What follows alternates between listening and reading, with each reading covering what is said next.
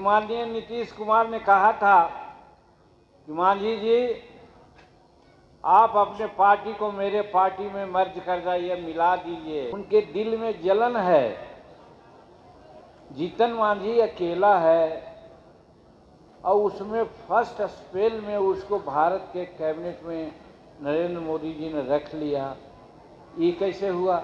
हम बुलाए, सब लोगों की राय लिया, कोई नहीं कहा कि नहीं ऐसा नहीं होना चाहिए। 6 बरस के लिए एमएलसी तो संतोष बना ही, एक विभाग का मालिक था और छोड़ा था, आज 3 विभाग का मालिक बन के बैठा हुआ है, बैठे हुए हैं। हमारे मंच पर उपस्थित संतोष सुमन जी हैं, जो राष्ट्रीय अध्यक्ष भी हैं, और इनको भी बधाई देना चाहिए आप लोगों को, और मैं बधाई देता हूं कि ये आप लोगों की कृपा है कि 6 बरस के लिए हुए थे एमएलसी, 2024 गुजर गया, लग रहा था क्या होगा। परिस्थिति ऐसी आई कि अब 2030 तक के एमएलसी हो गए, इसलिए आप लोगों को बधाई देना चाहिए। और बधाई देना चाहिए कि माननीय नीतीश कुमार ने कहा था कि मांझी जी आप अपने पार्टी को मेरे पार्टी में मर्ज कर जाइए, मिला दीजिए।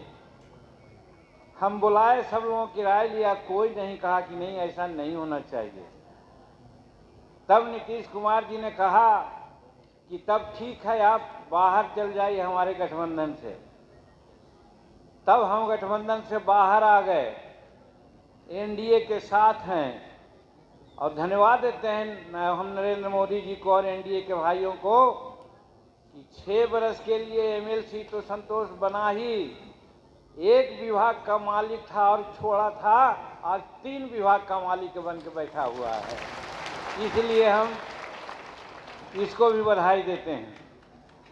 और यहाँ पर अनिल बाबू तो जो अध्यक्षता कर रहे हैं, श्रीमती ज्योति देवी जी हैं, हमने अपनी बातें कह दी कि ये तो सब आपका करामात है, हमारा कोई करामात नहीं है। और आप एक होकर के दिखलाए हैं। इस चुनाव में हम करीब करीब 47 मीटिंग किया। हमारे राष्ट्रीय अध्यक्ष भी लगता है कि 50, 60 या 65 मीटिंग किया।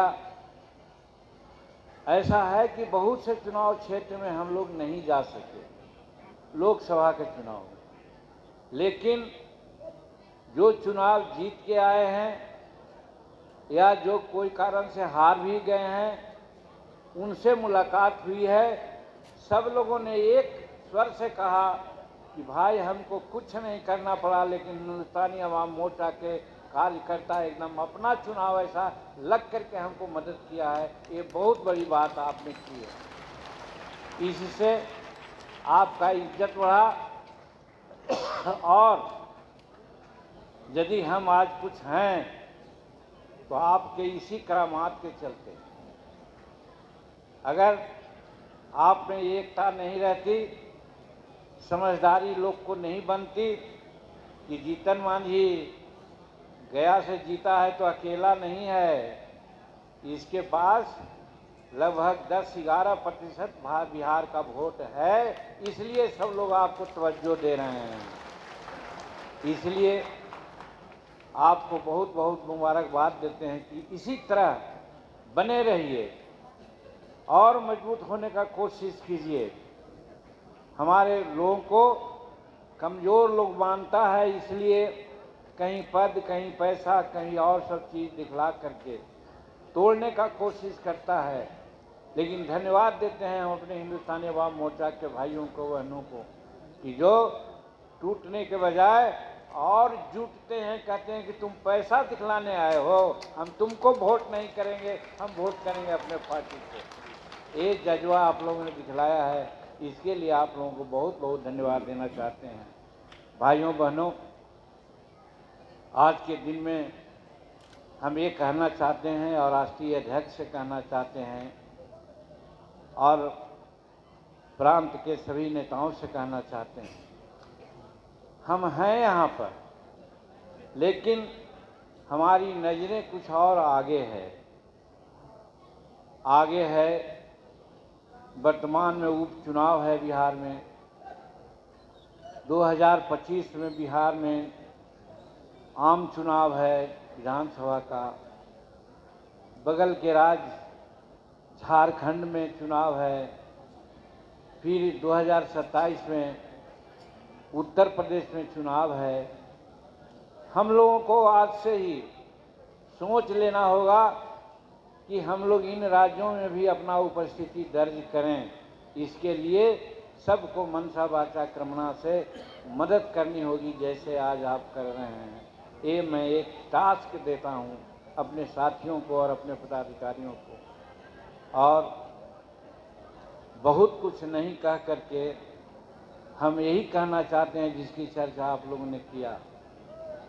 हम भी विस्मित हैं, यानी हम भी आश्चर्य में हैं।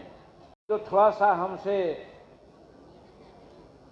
कुछ सोचते हैं अलग, उनके दिल में जलन है। जीतन मांझी अकेला है और उसमें फर्स्ट स्पेल में उसको भारत के कैबिनेट में नरेंद्र मोदी जी ने रख लिया। ये कैसे हुआ? फिर उसके बाद जो मंत्रालय मिला है, हम इसके बारे में कहना चाहते हैं मेरे भाइयों। एक कह करके नरेंद्र मोदी जी ने हमको ये मंत्रालय दिया कि मांझी जी, हम अपने सपनों का विभाग आपको दे रहे हैं। शुरू में हम भी नहीं समझते कि क्या विभाग हमको दिए हैं, लेकिन आज जब विभाग का अध्ययन कर रहे हैं और गहराई में जा रहे हैं तो हम देख रहे हैं बहुत बड़ा भविष्य है इस विभाग का। बहुत बड़ा दारोमदार है इस विभाग से। हम तो यहाँ तक के जोड़ते हैं कि हमारा हिंदुस्तान जब धन धान से पूर्ण था, कोई बेरोजगार नहीं थे, दूध घी की नदियाँ बहती थी, उस समय कोई बड़ा बड़ा रोजगार नहीं था, मल्टीनेशनल कंपनियां नहीं थी। क्या चीज था उस समय? यही जो सूक्ष्म उद्योग जिसको कहते हैं, लघु उद्योग जिसको कहते हैं, मध्यम उद्योग कहते हैं, यही था उस समय। इतने बड़े बड़े बाजार और सिटी नहीं हुआ करते थे। सब गांव में अगल बगल में पारस्परिक कोई कपड़ा पैदा करता था, बनाता था, तो अनाज पैदा करने वालों से कपड़ा बदल लेता था, काम हो जाता था। कोई इसी तरह से तेल उपजाता था तो कपड़ा वालों से बदल लेता था। माने एक दूसरे से सामान की अदला बदली होती थी, जिसको बार्टर सिस्टम कहा जाता है। Barter system. आज पैसा से पैसा हम लोग देते हैं तो एक्सचेंज कहते हैं, मुद्रा का एक्सचेंज। लेकिन उस समय मुद्रा का एक्सचेंज नहीं होता था, वस्तुओं का आदान प्रदान होता था। और वहीं पर दर्जी अपना काम कर रहे हैं, रविदास भाई अपना काम कर रहे हैं, रंगरेज भाई काम कर रहे हैं, कपड़ा सूता बनाने वाला लोग काम कर रहे हैं, वो कारपेंटर भाई हमारे काम कर रहे हैं, क्या क्या न रंग बनाने वाले काम कर रहे हैं, टिकड़ी बनाने वाले काम कर रहे हैं, चूड़ी बनाने वाले काम कर रहे हैं, कंबल बनाने वाले काम कर रहे हैं। सब काम गांवों में होता था। वही हमारे सूक्ष्म उद्योग में है। इसी को विकास करने की जिम्मेवारी हमारे ऊपर प्रधानमंत्री ने देने का काम किया है। हम भी देख रहे हैं, अभी तक सही है। इस विभाग का जो विधा है उसके अंतर्गत बिहार को बहुत कम लाभ मिला है। जैसे एक होता है टेक्नोलॉजी सेंटर।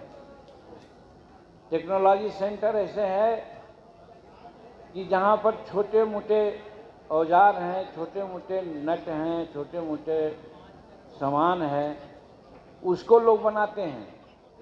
250 करोड़ रुपया की योजना है और उसमें सैकड़ों का हजारों मजदूर लगते हैं। और वो जब बिक्री होती है तो विदेश और बाहर में भी से पैसा लोग कमाते हैं, वो बिहार में एक भी नहीं। मैंने सोचा कि इस वित्तीय वर्ष में तो एक पर सफलता हम लोग पाई है, एक आ रहा है बिहार में, लेकिन अगले वित्तीय वर्ष में हम टेक्नोलॉजी सेंटर कम से कम 6 से लेकर 10 तक बिहार में हम करेंगे, ताकि इतना हजार लोग उसमें लगेंगे और यहाँ का सामान उत्पादन होगा और बाहर जाएगा। उसी प्रकार से क्लस्टर प्रोग्राम है। क्लस्टर प्रोग्राम भी हमारे यहाँ बहुत कम है, अगर है तो उसमें कहीं न कहीं कोई दिक्कत है।